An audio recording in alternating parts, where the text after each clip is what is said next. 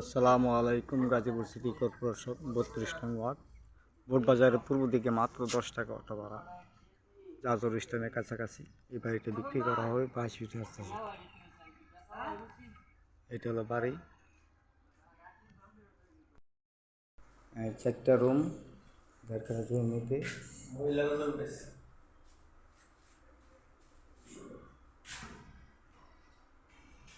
সবগুলো রুম ভাড়া দেওয়া।